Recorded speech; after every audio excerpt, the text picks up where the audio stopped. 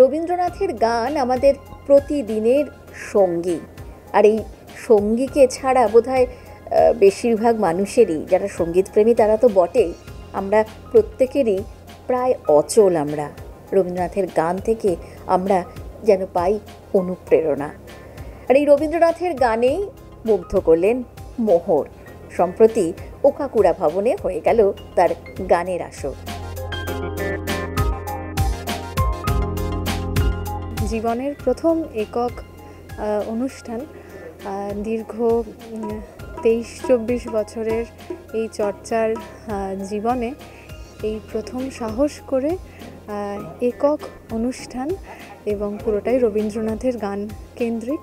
বিভিন্ন ধরনের রবীন্দ্রনাথের অঙ্গের গান নিয়েই আমার এই অনুষ্ঠান, এবং আমার অনেক অনেক বড় সৌভাগ্য আমার এই প্রথম বড় পদক্ষেপে আমি পণ্ডিত বিপ্লব মণ্ডল আঙ্কেলকে আমার পাশে পেয়েছি, ওনার আশীর্বাদের হাত আমি পেয়েছি, এবং ভীষণ গুণী কিছু শিল্পীদের আমার পাশে পেয়েছি, যেমন তথাগত মিশ্রদা এসরাজে আছেন, অর্ণব চ্যাটার্জি দাদা আছে কিবোর্ডে, এবং অবশ্যই মনীষা দি এবং মনোজ স্যার তো আছেনই আমার সাথেই।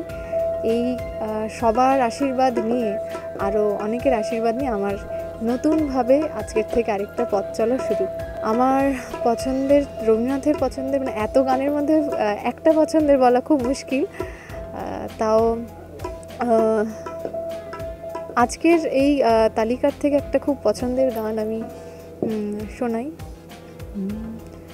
আসা যাওয়ার পথের ধারে কেটেছে দিন গান গে মোর, কেটেছে দিন যাবার বেলায় দেব কারে যাবার বেলা। আজকের অনুষ্ঠানটা হলো মোহর একক, রবীন্দ্রনাথের গানের নতুন প্রতিভা, আর দীর্ঘদিন ধরে রবীন্দ্রনাথের গান চর্চা করছে এই প্রজন্মের, এবং আমাদের ঐতিহ্য হলো রবীন্দ্রনাথের গান, বাঙালির পরিচয় রবীন্দ্রনাথ, কাজী নজরুল ইসলাম।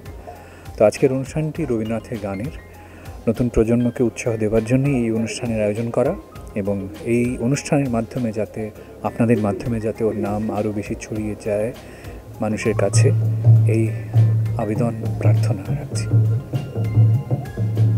মনোজ মুরলী নায়ারের ছাত্রী মোহর, আর তাকে ঘিরেই অনেক অনেক আশা মনোজেরও, আর মোহর তা ঠিকই রক্ষা করলেন। গানে মুগ্ধ, রবীন্দ্রনাথের গানে মুগ্ধ শ্রোতারা, এরকম একটা পাওনা বোধহয় অনেক দিন পর একটা উপরি পাওনাও বটে শহরবাসী। দিতে থাকুন মিউজিক বাংলা, এনজয় সারাদিন।